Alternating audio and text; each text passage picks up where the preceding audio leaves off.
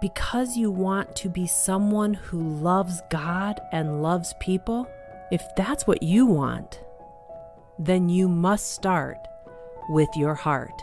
Because as you think in your heart, that is who you are, and that is how you will act.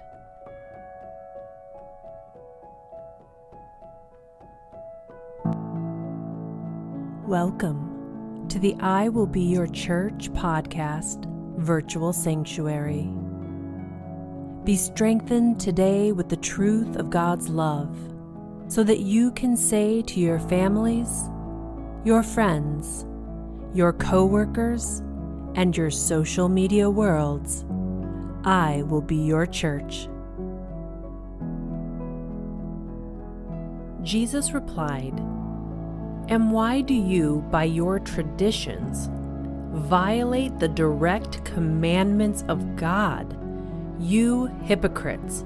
Isaiah was right when he prophesied about you, for he wrote, 'These people honor me with their lips, but their hearts are far from me. Their worship is a farce, for they teach man-made ideas as if they were commands from God.'" Then Jesus called to the crowd to come and hear. "Listen," he said, "and try to understand. It's not what goes into your mouth that defiles you. You are defiled by the words that come out of your mouth."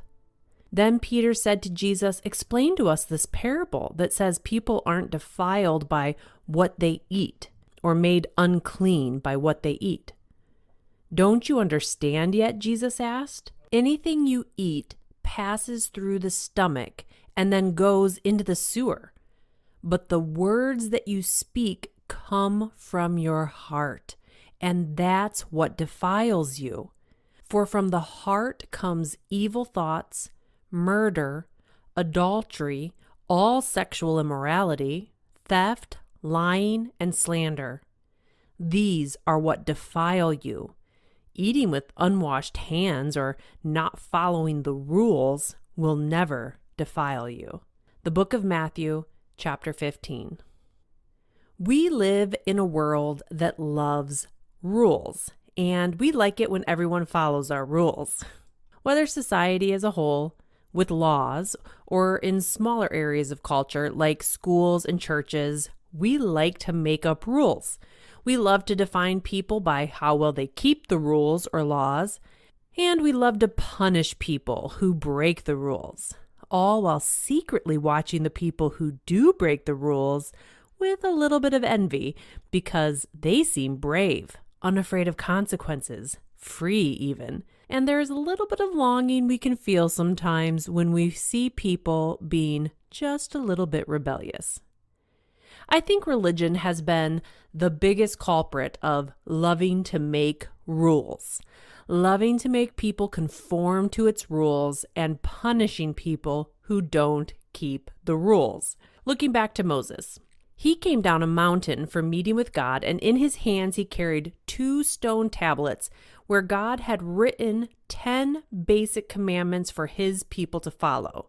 They were simple, and they were practical for living a good life. Those 10 commandments dealt with how God wanted people to relate to him and how he wanted them to relate to other people. So he starts off by saying, "I am the Lord thy God." So it starts there. And then he just says, "No other gods." He says, "Don't make any images of me," because God can't be contained in the image, or back then they would carve them out of stone or make them out of gold or silver. He said, "Don't do that, because that's not what I am. I can't be contained in a created image." He said, "Don't take my name in vain," meaning if you go back and listen to our episodes on the names of God, the names of God that he revealed to his people showed who he was, showed his character, showed how he wanted to reveal himself to us. So we weren't supposed to take those names in vain, use them in a way that they weren't meant to be made. So knowing he's the Lord, not having any other gods before him, not making any images of him, and understanding his name and using his names properly. And then remember the Sabbath day to keep it holy. Well, that was just use it as a day of rest. So that was for the people. Hey, rest. Sometimes you need to take a break. Pretty good rule, I think. Pretty good commandment. Stop and pause for a day. And we know that that's important. And then he goes on with how do you relate to other people? Honor your father and your mother. So just be honoring to the people who are the elders in your life, who raise you, who have influence over you, who mentor you. Don't murder, don't commit adultery, don't steal, don't lie, and then don't covet. And the don't covet, which is don't desire what your neighbor has. And he goes on to say, don't desire your neighbor's home, their substance, their provision. Don't desire your neighbor's wife. And don't desire anything that your neighbor owns, animals, servants, or anything else. So pretty basic commands of God, easy to follow. I can not kill somebody. He kept it pretty simple. But by the time that the Old Testament had been written, there had been over 600 additional laws added to that list of the original 10. And these are referred to throughout the New Testament as the laws of Moses. So we had the 10 simple commandments of God called the commandments of God. But then we had 600 more commands that came from Moses called the laws of Moses. Of course, no one could keep them all. And those went beyond just dealing with the simple relationships between God and people like the 10 Commandments, but they started getting into what you could eat, what you could drink, what you could wear, when you could eat and drink, and what you could touch and when you could have sex, with whom you could have sex. If someone's bleeding, can you touch them? Can you eat shrimp? Can you eat pigs? The list just went on and on. It got pretty extensive. Every religion has pretty much done that. It started with some simple, basic ideas from God and then turned it into rules and laws that you have to live by. And whether you live by them or not will determine whether or not you will be accepted or rejected by God and the other believers of those laws. Even Christianity. So Christianity started with Jesus saying the greatest commandment is to love the Lord your God with all your heart, soul, mind, and strength. And the second commandment is love your neighbor as yourself. That's it. Just two. He said those two will take care of everything else. All those 600 other rules would actually just be fulfilled if you just fulfilled these two. Love God, love people. So just like the 10 commandments of the Old Testament, Jesus' commands were simple and directed at your interaction with God and with other people. But now, if you enter most churches, you are told, once again, what to wear, what to drink, what to eat, how many times you have to be at church to be considered holy, how often you should pray, read your Bible, are you volunteering, are you giving enough, don't curse, don't drink, don't touch, don't look, don't think. And just like all of the rules and commands and laws of other religions, and even of our secular governments, all of those things are probably pretty good things to live by. I mean, we should be wise with the food we eat and how much alcohol we drink. We shouldn't be cursing each other or filling our minds and eyes with pornographic, misogynistic, racist programming. We should pray, we should read our Bibles, we should volunteer and give. We certainly shouldn't kill, steal, or destroy. All good things. But the point Jesus is making is that all of those things are external, and at the end of the day, they aren't what actually is defiling our spirits and our relationships. All of those things, whether good or bad, are just the fruit of our hearts. And it is the condition of our heart that will determine the actions of our hands and the words of our mouths. Jesus said, quoting Isaiah the prophet, "These people honor me with their lips, but their hearts are far from me. Their worship is a farce, for they teach man-made ideas as commands from God."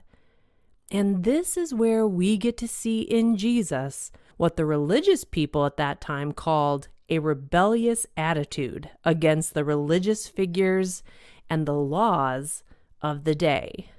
But This is what everyday people saw in Jesus as an attitude of freedom.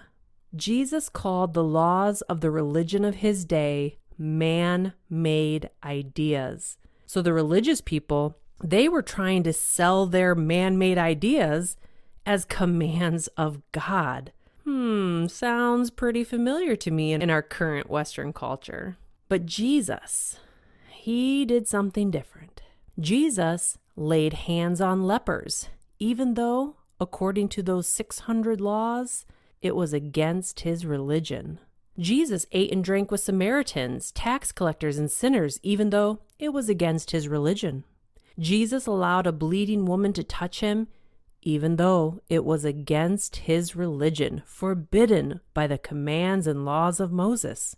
Jesus did not advocate for the stoning of an adulteress, even though it was against his religion not to want her stoned. Jesus healed the sick on the Sabbath, on the day of rest, even though it was against his religion. Jesus hung on a cross, even though the Old Testament says, "Cursed is everyone who hangs on a cross."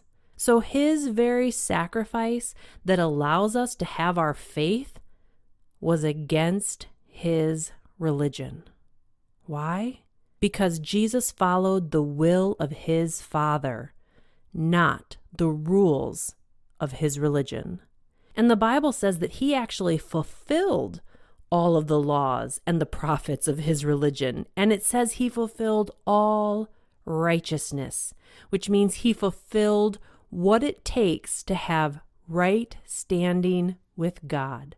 Because everything he said and did came down to fulfilling those two basic commandments: love God, love people. Jesus said, "But the words you speak come from your heart, and that is what defiles you. For it's from your heart that these evil thoughts are coming. It's from your heart that murder, adultery, all sexual immorality, theft, lying, and slander, that's all coming from how your heart is. And these things in your heart are what defile you." Eating with unwashed hands, or basically not following all those other man-made rules, are not what will defile you. It's a bad heart, an unloving heart that will defile you. How?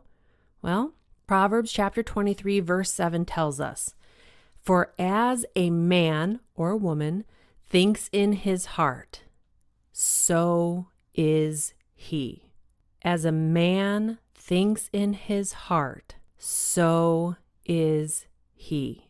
If you're acting in ways that aren't right, like sexual immorality, committing adultery, cheating on your significant other, whether physically or emotionally, theft, lying, stealing from your family, friends, or employers, slandering people on social media, and you recognize that you don't want to keep on doing those things, not because you want to be a rule follower and it's because of some rules that you're supposed to be keeping to be considered that good person, but because you want to be someone who loves God and loves people. If that's what you want, then you must start with your heart. Because as you think in your heart, that is who you are, and that is how you will act. Being a follower of Jesus is not about following some set of rules or traditions. Being a follower of Jesus is about asking him to give you his heart, a heart that has only two commands it needs to follow: love God with everything in you and love people with everything that is in you. And when you are able to do those two things, all of the actions of your life will start to match that new heart. You won't want to steal. You won't want to abuse people. You won't want to cheat or commit adultery or hurt the heart of your loved ones or hurt the heart of God. You don't want to curse people or slander them. You won't want to troll people. Your heart won't want to get high or wasted or live in a way that entices others to be bad. You will want to be giving. You will want to meet with other believers. You will want to help others. you will want to walk in love. Do you want that to be your heart today? Then ask Jesus to give you a new heart, a new spirit, one that is full of His love. And watch as your actions, the way you live, the way you interact with God and with others, changes and becomes more like Jesus. And guess what? You may seem rebellious to some when these changes start happening, but that's okay, because you will be in good company with Jesus Himself, who cared more about following the will of God than He did about following the rules of His religion. And if you want to get even deeper with walking in this new spirit, this new heart, go back and listen to episodes days 35 through day 41, where we talk about how to have a spiritual life that is good soil and that produces a harvest of good things and not bad. I speak the blessing of God over your life today, a blessing of love. I pray that your heart, soul, mind, and strength would begin to reach out in love towards God and towards people today and every day. I pray that you would see the need that you have, not to be a rule follower, but to be a Jesus follower. And I believe that today you will receive a new heart full of love so that you can go be the church in your world. If you feel blessed by the I Will Be Your Church podcast, please subscribe so you never miss a day, and then share it with your friends. Check out our website, iwillbeyourchurch.com, to learn more about us, check out Ben's blog, connect with us on social media, and become part of this church family movement.